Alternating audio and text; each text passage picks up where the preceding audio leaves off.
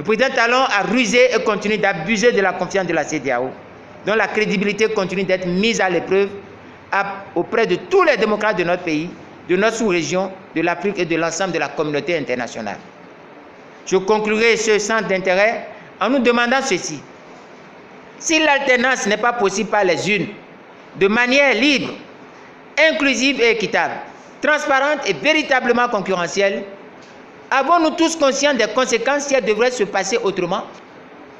Lorsque des gens, excusez-moi du peu, des gens qui ne veulent pas lire l'histoire, qui ne veulent pas comprendre la suite des événements, qui ne cherchent pas à chercher les pièces manquantes d'un puzzle politique, pensent qu'ils peuvent aller aux élections communales.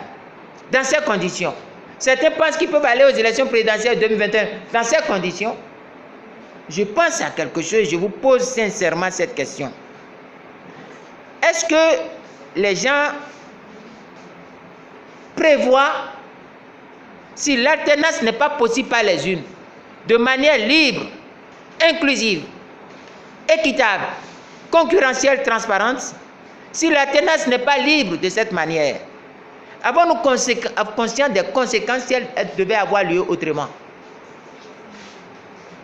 C'est-à-dire, si on ne nous permet pas d'aller aux urnes librement, de façon équitable et concurrentielle, pour aller choisir nos représentants, nos dirigeants, nos gouvernants, et si nous devons le faire autrement, est-ce que chacun est conscient des conséquences? Je terminerai en méditant, en nous demandant de méditer sur John Fitzgerald Kennedy, qui a dit ceci, et je le cite, Kennedy: « Ceux qui rendent une révolution pacifique impossible rendront une révolution violente inévitable. » John Fitzgerald Kennedy. Ceux qui rendent une révolution pacifique impossible rendront inévitable une révolution violente.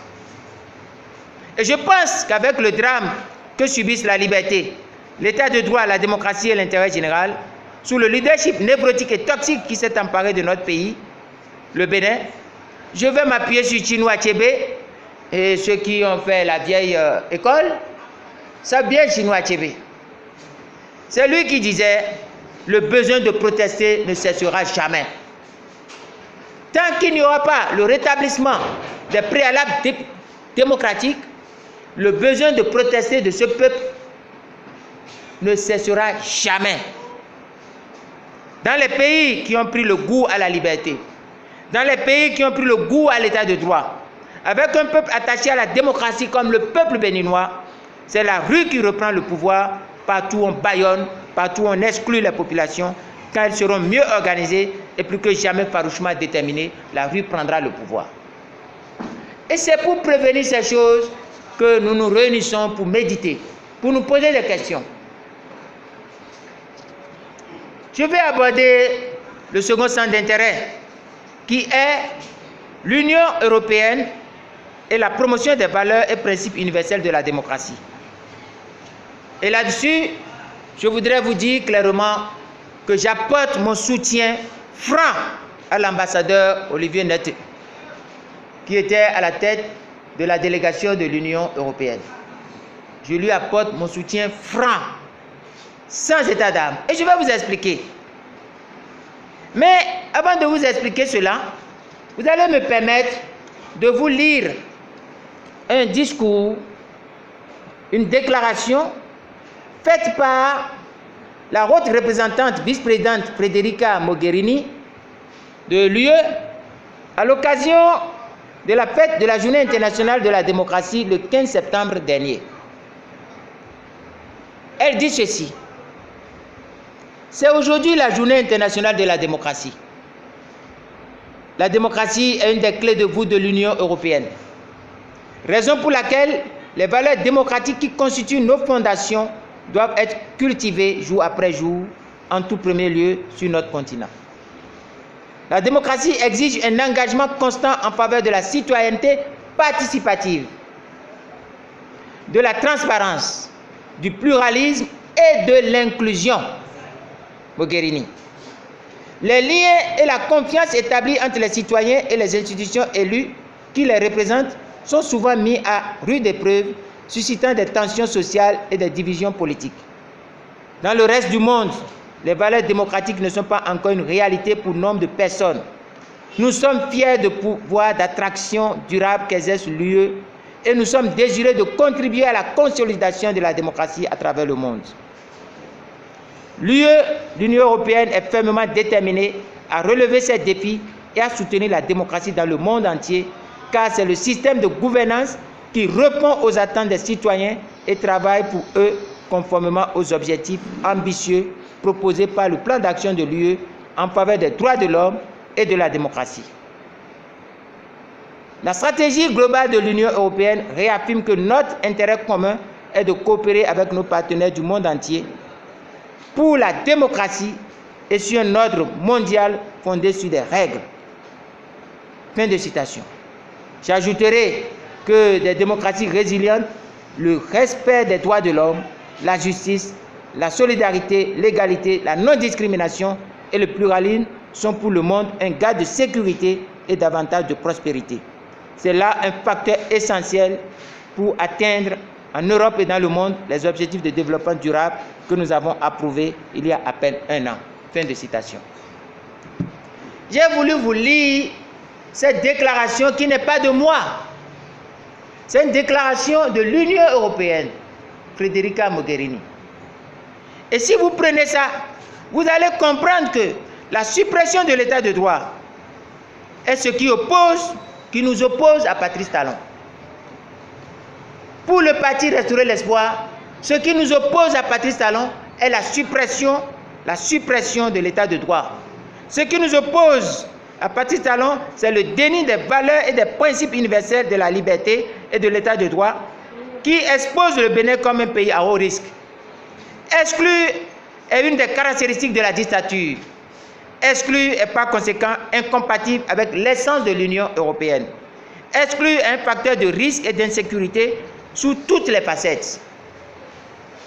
J'ai publié la déclinaison de la vision de l'ambassadeur Olivier Netteux à sa prise de fonction en qualité de chef de mission, chef de la délégation de l'Union européenne au Bénin. J'ai également publié la déclaration de Mogherini que je viens de lire. Certains parmi nous et parmi vous ont lu le programme signé par le gouvernement béninois avec l'Union européenne. Et nous avons tous suivi M. Olivier Netteux à sa prise de fonction. Peu après sa prise de fonction, il a tenu une conférence de presse. Dans cette conférence de presse, il a partagé sa vision sur la période 2014-2020. Et il a décliné les montants affectés à chaque pan du programme que l'Union européenne a avec le Bénin. On peut lire aisément que c'est 121 milliards que l'UE consacre à l'appui à la bonne gouvernance. 121 milliards. Appui à la bonne gouvernance. 53 milliards. L'accès à l'énergie. 53 milliards. 12 milliards d'appui à la société civile. Ce n'est pas après les élections que l'Union européenne a fait ses affectations. Ces affectations existaient depuis 2014. Et Olivier Netteux, à sa prise de fonction, a réaffirmé cet engagement financier de l'UE qui comprend l'appui à la bonne gouvernance, 121 milliards, 53 milliards accès à l'énergie, 53 milliards pour le développement durable de l'agriculture, 12 milliards d'appui à la société civile. S'agissant des réformes politiques, l'UE a même annoncé, Olivier Netteux a dit qu'il appuie le gouvernement dans les réformes politiques. Mais où se trouve le problème?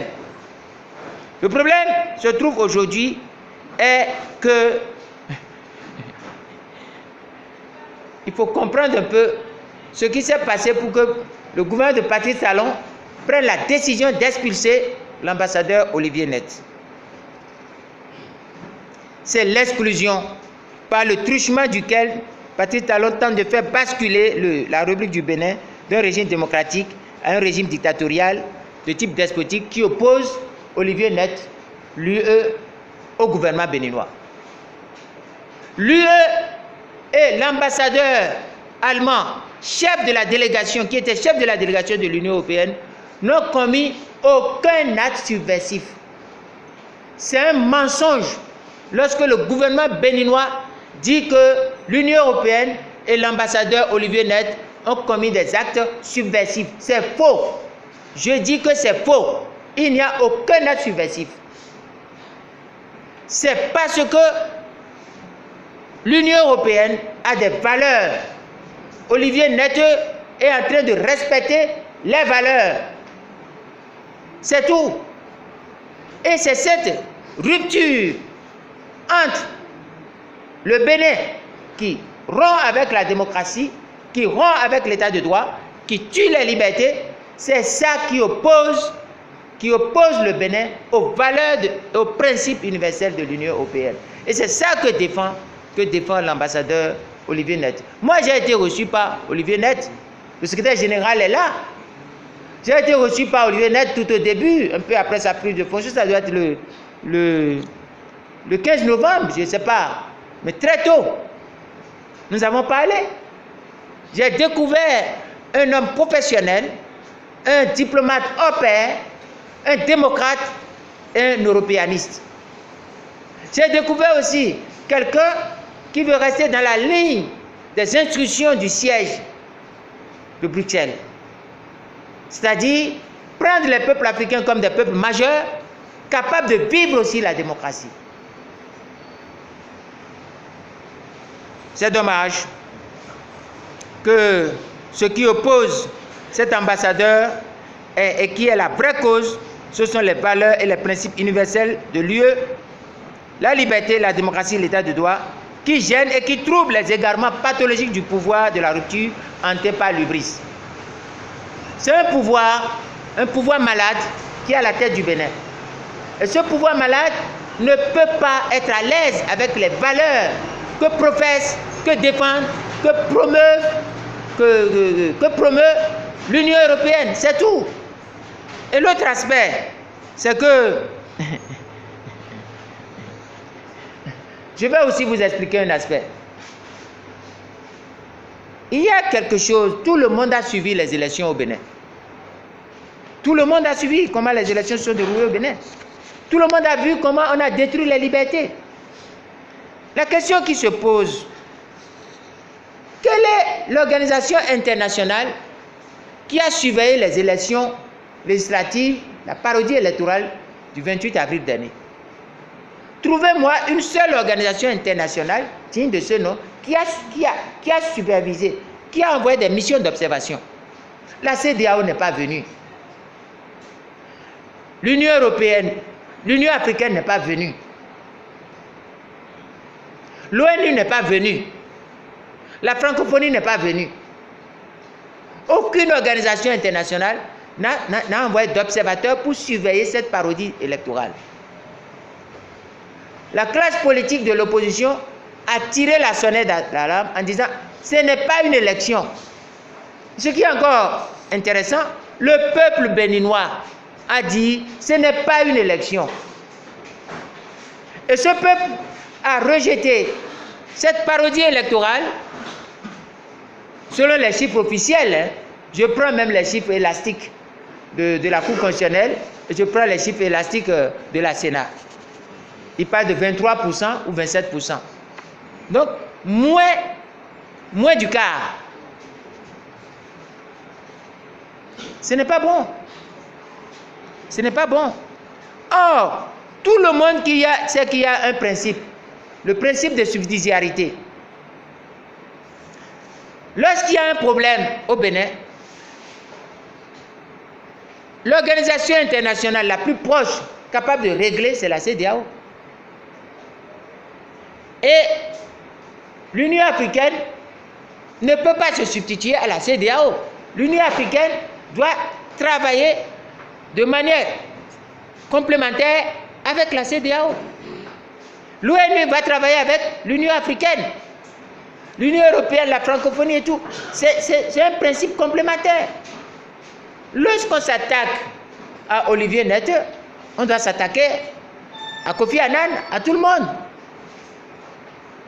C'est là qu'il faut chercher la source de ce qui oppose et ce qui les oppose.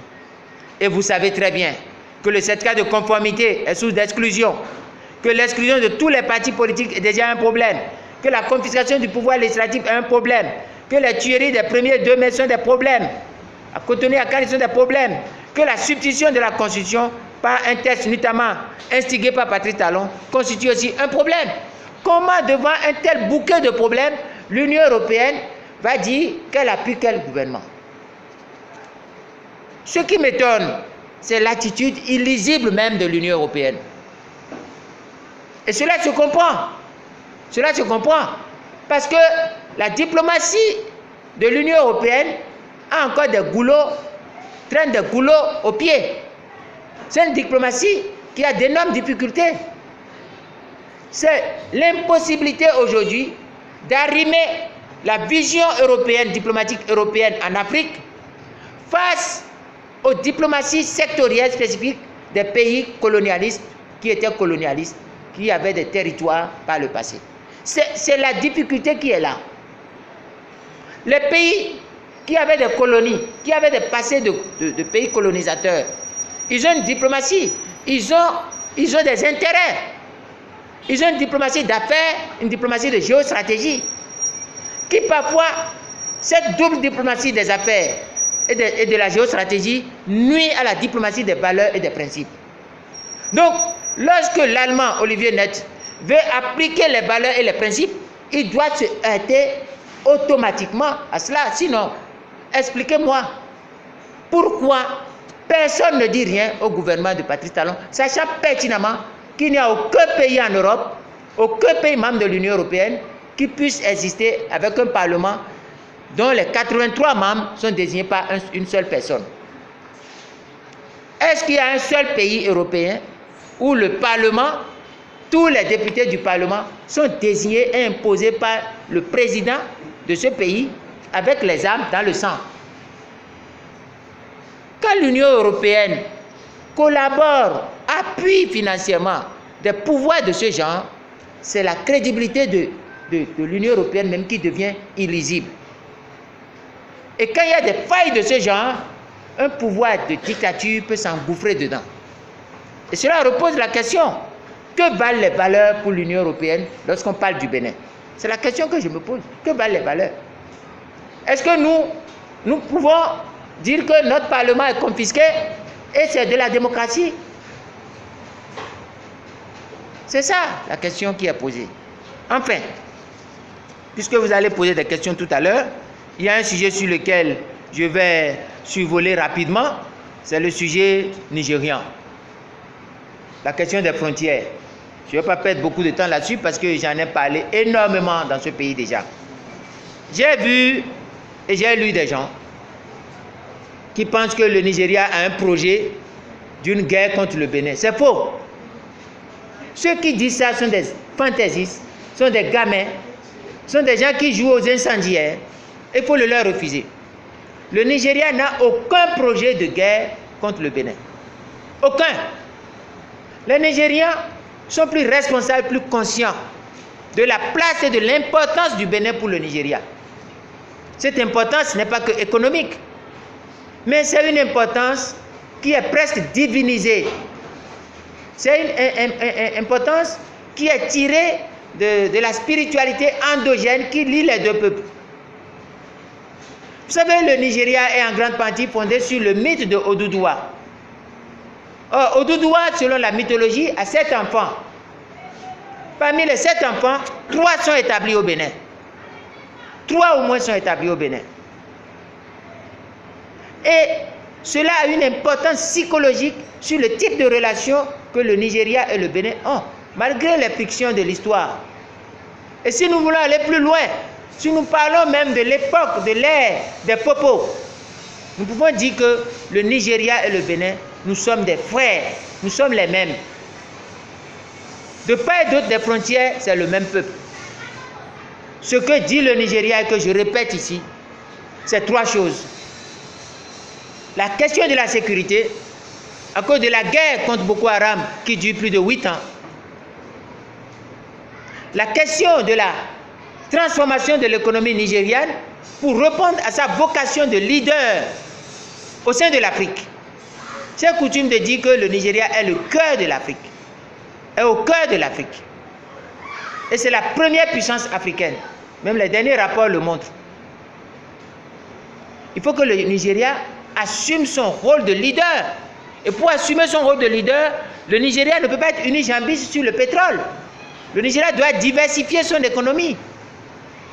Et des efforts énormes ont été entrepris depuis quelques années. Est-ce qu'il est normal que nous, le Bénin, et curieusement, nous, le Bénin, nous jouons, nous sapions, notre politique sape, inquiète, j'ai de doutes sur les performances de l'économie et la vitalité du Nigeria. Ce n'est pas possible. Donc, la deuxième raison, c'est la raison de la transformation économique du Nigeria. Et la troisième raison, qui est une raison, c'est la corruption des deux administrations douanières de part et d'autre au niveau des frontières. Il faut assainir, il faut rendre performant l'interface des frontières. Il faut performer cela. Écoutez les amis, ces trois raisons-là, en quoi ces trois raisons gênent le Bénin? Ces trois raisons ne gênent pas le Bénin, ne devaient même pas gêner le Bénin. J'ai fait une déclaration la dernière fois et beaucoup de gens m'ont appelé pour dire oui, si vous allez à une élection, les gens qui sont au bord des frontières ne vont pas voter pour vous. Je dis mais pourquoi ils ne vont pas voter pour le parti? Ils disent oui, parce que vous avez dit qu'il faut casser les entrepôts de contrebande. Mais j'ai dit mais oui, vous-même vous parlez des entrepôts de contrebande. Et vous dites qu'il ne faut pas les casser. Est-ce que j'ai demandé de casser les entrepôts qui ne sont pas des entrepôts de contrebande? Non. Mais si moi j'étais au gouvernement, je vais casser tous les entrepôts de contrebande. Je vais les recenser, les identifier, appeler les propriétaires, discuter avec les propriétaires, proposer au Nigeria que le Nigeria, le Bénin, rencontre les propriétaires des entrepôts de contrebande de part et d'autre des frontières et qu'ensemble, nous trouvons une nouvelle solution consensuelle qui puisse apaiser le Nigeria, apaiser le Bénin et aussi leur permettre de faire du profit. Mais je ne peux pas cautionner des entrepôts de contrebande qui déstabilisent ou qui gênent le voisin. Je ne peux pas le faire. C'est ma vision. Et c'est une vision de transparence. Si nous connaissons l'objet du mal, si nous connaissons ceux qui sont à l'origine du mal, nous allons les appeler, nous allons nous asseoir. Ce n'est pas dit de commencer simplement à brûler les entrepôts, non. Nous les connaissons, nous les recensons, nous discutons avec les personnes, nous cherchons des solutions. Parce que la solution avec le Nigeria doit passer par le dialogue, doit passer par le fait que nous allons nous asseoir pour que ceux qui fâchent, ceux qui font peur, nous essayons d'aplanir. J'ai écouté certains qui ont dit, laissez le Nigeria, trouvons des marchés loin. Le marché nigérien est irremplaçable. Nous ne pouvons pas trouver près de 200 millions, un marché près de consommateurs, 200 millions de consommateurs à nos portes. C'est une chance. Je vous ai dit ici que le seul État cité de Lagos, en termes de PIB, dépasse la somme du PIB de la Côte d'Ivoire, du Cameroun et du Sénégal réunis. Si on additionne le PIB du Cameroun, de la Côte d'Ivoire et du Sénégal, l'État de Lagos les dépasse et va leur donner des reliquats. Je l'ai dit plusieurs fois ici, quand on est dans une telle situation, il faut être réaliste, il faut être transparent. Le Nigeria n'a aucune ambition sur le Bénin. Et aucun Béninois ne peut se laisser vassaliser, manger, phagocyter par le Nigeria. C'est faux. Écoutez, et je ne vais pas continuer là-dessus. Notre pays commet même des choses bizarres. On érige une fiscalité de la contrebande. Vous voulez faire votre budget et vous réservez une part à la filière contrebande. J'ai publié sur ma page Facebook. Le Bénin importe presque la même quantité que les États-Unis, de riz que les États-Unis. le Bénin importe presque la même quantité de riz que les États-Unis. Mais nous savons pourquoi? Pour réexporter. Vers où? Vers le Nigeria. Le juge a dit, ça tue les efforts, nos efforts rizicoles. Quand le pays dit comme ça, nous devons nous asseoir et en parler. C'est une guerre agricole qui est là. Je vais vous lire un peu ici. Le riz, un problème qui n'inquiète personne. Le Bénin importe 774 milliards, alors que les États-Unis importent 714 milliards. Soit les États-Unis ont une population 30 fois plus importante que notre population. Mais nous importons du riz plus qu'eux. Mais c'est grave. C'est grave. Personne ne peut l'accepter.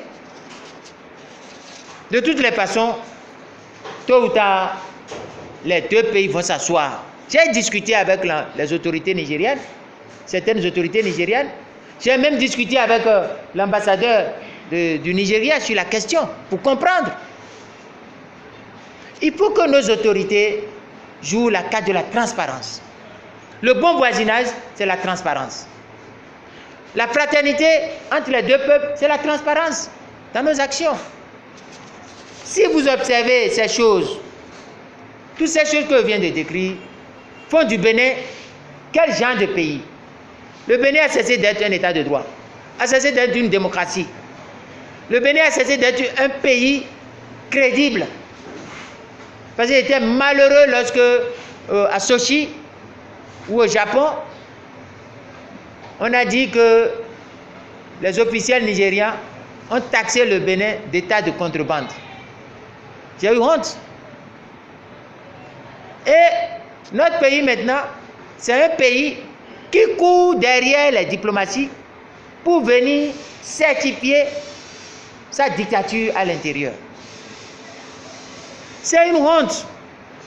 Après on dira, c'est le blanc qui est mauvais, c'est l'Occident qui est mauvais. C'est l'Occident qui a tiré sur les gens le 1er et le 2 mai. C'est l'Occident qui a fait les exactions en juin à Tchaourou, à Choula. C'est l'Occident qui a séquestré l'autre pendant 52 jours. C'est nous-mêmes, nos frères. Et quand on prend quelqu'un d'entre nous au pouvoir, au lieu de faire une gouvernance de développement, il fait une gouvernance de règlement de compte. Et s'appuyant sur l'analphabétisme, la misère, la paupérisation, et aussi le fait que beaucoup d'entre nous n'ont pas voyagé, n'ont pas vu ailleurs, il suffit de mettre de bitume sur 2 ou 3 ruelles, de mettre de lampadaires, on dit allez applaudir, il met lampadaire, comme si on était des papillons. Allez à Dakar. Allez simplement à Dakar, vous allez voir que ici ça ne fait rien.